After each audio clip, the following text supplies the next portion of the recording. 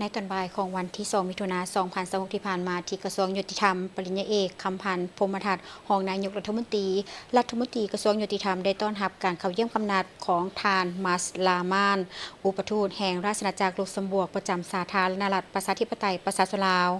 การพบปะในครั้งนี้แม้เป็นโอกาสที่ดีในการทบทวนคืนการช่วยเหลือของรัฐบาลลุกเซมเบิร์กต่อขบวนการยุติธรรมในการจัดตั้งปฏิบัติโครงการเสริมสร้างรัฐแห่งกฎหมายการเข้าถึงความยุติธรรมและการปก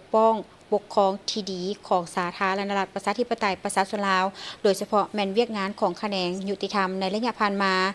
และในขั้นท้องถิ่นเป็นต้นแม่นเวียกงานช่วยเหลือทางด้านกฎหมายปรับปรุงห้องการช่วยเหลือด้านกฎหมายสนองอุปกรณ์เพื่ออำนวยความสะดวกให้แก่การบริการแก่ประชาชนในแผนกยุติธรรม5แขวงและห้องการยุติธรรมเมืองในแขวงเป้าหมายของแผนงานนอกจากนั้นยังได้ให้การสนับสนุนการพัฒนาและสร้างความเข้มแข็งให้แก่บุคลากรการหานิติกรรมและการนำใช้ AI เข้าในการบริการของรัฐในโอกาสที่ดีนี้ทั้งสองฝ่ายได้ปรึกษาหารือแผนการร่วมมือของรัฐบาลสาธารณรัฐประชาธิปไตยประชาชนลาวร่วมกับรัฐบาลลุกเซมเบิร์กเว้ารวมเฉพาะแม่นแผนการร่วมมือในต่อหน้ากับขบวนการยุติธรรมโดยเน้นใส่เวียกงานการจัดตั้งปฏิบัติคำตัดสินของศาลที่ใช้ได้อย่างเด็ดขาดเวียกงานโฆษณาเผยแพร่กฎหมายให้ทั่วถึงทุก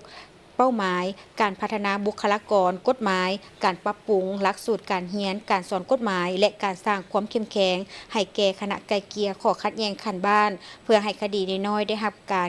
แก้ไขและได้ไกล่เกลี่ยและบ่ให้เป็นข้อขัดแย้งกลายเป็นคดีจนแก่ยาวหลายปีอยู่ที่ชั้นศาลแต่ละขั้นและที่สำคัญแม้นเพื่อรับประกันบ่ให้คดีคงค้างและแก่ยาวในขอดการปฏิบัติคำตัดสินของศาลซึ่งแต่ละแขนงการเกี่ยวข้องต้องได้ให้การร่วมมือด้วยความเอาใจใส่ในการปฏิบัติภาระบทบาทของตนตามขั้นตอนของกฎหมายอย่างเข้มงวด